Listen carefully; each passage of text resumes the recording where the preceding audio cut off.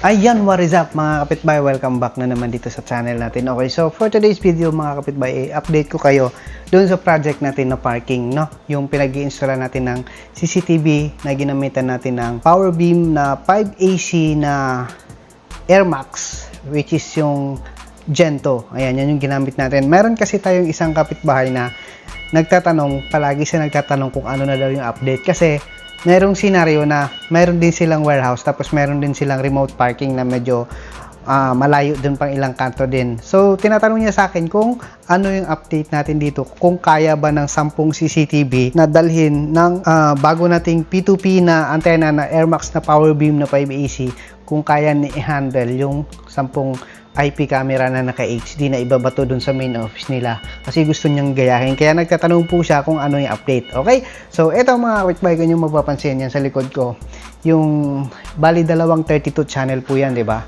Yan, meron tayo dito na from 29 to 32, puro dun yan sa part. Kasi pinaghati ko kasi puno na tong isa. So, pinaghati ko sila. Nandito yung tatlo, nandito yung apat, nandun yung 5. Kung yung mapapansin dun sa kabila, yung 28 to 32, puro sa kabila yan. Kung yung mapapansin, nakikita nyo ba? Yan, kung yung mapapansin. Yan, tingnan nyo kung gaano kabilis yan. Yan. Ito yon. Ito. Ayan, kung yung mapapansin, no? Actual yan, no? Umiikot. So, ang distance pala ng main office papunta dito sa remote parking is nasa 300 meters ata. Mga dalawang kanto. Yan. Kung nyo pansin, active yan. Yan, yung mga tracking po dun. Yan, kung nyo pansin, yung kalsada doon, tuloy-tuloy yung sasakyan. Ayan, no? Tapos yung tao dito, sa bali dalawa kasi yung main gate nito. Ito, at saka ito. Tapos kung nyo pansin, yung parking ng mga motor. Yan. So, kung nyo pansin, yung galaw ng mga sasakyan, o kung nyo pansin, lakihan natin. Yung galaw ng mga sasakyan, accurate po siya, no? Wala siyang delay. Ayan, no? Yung mga jeep doon, no? Walang delay, di ba? Ibig sabihin, kayang-kaya niya i-handle yung 10 IP camera na ginagamitan natin ng ating P2P na gamit natin yung power beam na AC na Air Max. Yan. So, P2P po yan. Papakita ko sa inyo. Yan. Ayan, no? Tapos, ito pa yung isa. Ito pa yung isang main gate. Ayan, kung nyo papansin. Diba? Kitang-kita po yan. So, gamit po natin dyan is yung ating Air Max. Yan, Air Max. Yan, kung nyo papansin, dito sa monitor natin, ito yung pinaka dashboard nya. Yan. Kung nyo 300 meters yung layo. Ito, kung nyo papansin, diba? 56 dBm.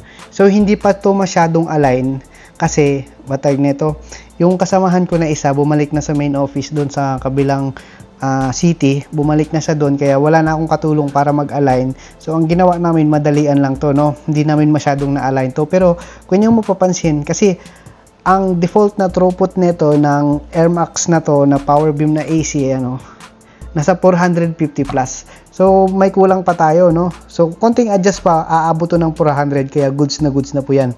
Pero kung inyo mapapansin, di ba? Ang bilis ng mga CCTV namin. Kahit ito lang yung nakuha naming throughput niya, no? Pumapalo lang ng 300. Yan, no? 334, 200, yan. Pumapalo lang po siya ganyan. Pero, kayang-kaya niya i-handle yung 10 CCTV. Ayan. So, Air Max, kung inyo mapapansin, ayan, no? Tingnan mo yung noise niya. Ayan, kung nyo papansin, kapag pumunta ka rito sa alignment, ayan, tingnan mo yung nakukuha niya. Pag inon mo, ayan, o, 54. So, ang balak ko dyan, ang gusto kong ma-reach is, kaya naririnig nyo, di ba, yung tunog, dapat steady yan kapag saktong-sakto eh. Kapag align na align. Kung nyo papansin, ang nakukuha niya, 55 lang. So, kapag binaba natin to 55, ayan. Yan, o. Kailangan pa natin i-adjust. Hindi pa siguro masyadong nakapoint to, or siguro tabingi, or siguro mas mataas pa.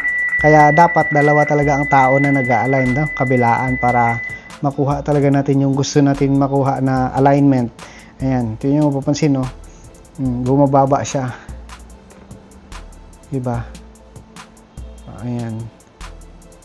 kasi hindi siya masyadong aligned. Okay? So next time, i-align natin to kapag hindi na busy yung isa nating kasama, kasi ako lang kasi mag-isa dito sa warehouse namin. So yung mga kasamahan kong IT na sa main office kasi mas maraming tao doon. Ayan. Okay?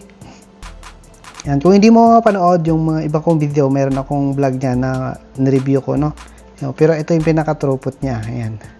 Pero kung inyong papansin, pag yung IP ko, ito yung dito sa office. Ito yung AP mode, yung 80. Pero kung inyong papansin, yung 81, yan yung remote. Kung nyo pupansin, piniping ko yung IP ng kabilang P2P, kung nyo pupansin, ang baba lang, di ba? Oh, wala nga 2 digit yung millisecond, yung ano niya, latency. Ayan, tapos wala, tinan mo yung latency, ang baba, di ba? Pero running na yung 10 camera doon, ayan oh, running na po yan. So, live po yan, napakabilis, walang delay, kahit maraming nag-access, kahit ina-access ng mga managers yan. Kasi may allow sila na pwede mag-access dyan. Pero kung nyo mapapansin, hindi nagbabago yung kanyang latency. So, kayang-kaya niya i-handle yung 10 camera.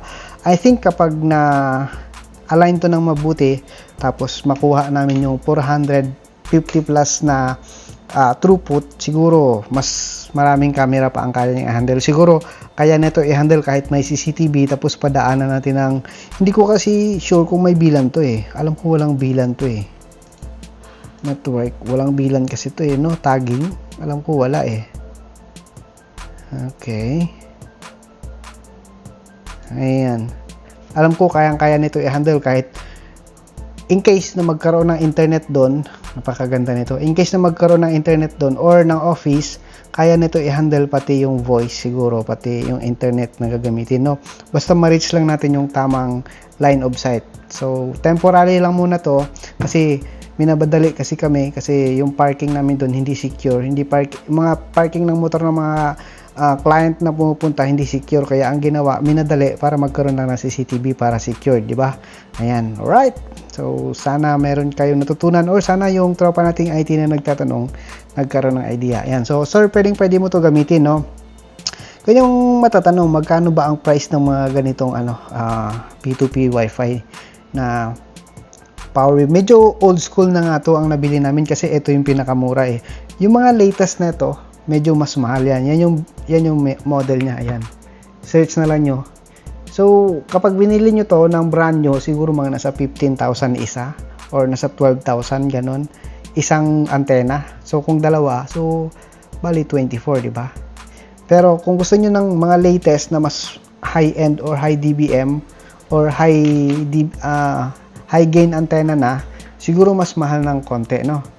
Kaya doon na lang kayo magbase. Marami po yan nabibiling ganyan. Alright, so kung gusto mo ng ganyan, P2P, meron nga yan. May nakita ko, air fiber eh. So yun talaga, no? Gigabit yung throughput niya. Okay, hindi po, ito kalahati lang, no? 450 plus, pero kayang-kaya na niya i-handle yung 10 CCTV. Alright. Yan, patunay. Okay, so ayan. So maraming salamat. God bless, and kung gusto niyo ng mas malupit talaga, pwede kayong mag-fiber. Kunwari, may meron kayong tag nito, meron kayong way or meron kayong possible na maglatag ng fiber. Siyempre, mas iba pa rin kapag naka-fiber, di ba? From main office to to branch. Yan kasi yung pinaka alternative na kumari kagaya sa amin dito, hindi namin pwedeng latagan ng kable kasi bawal, kasi kailangan mo pa kumuha ng permit. Ayan. Kaya kadalasan yung ginagamit is ganyan talaga, no?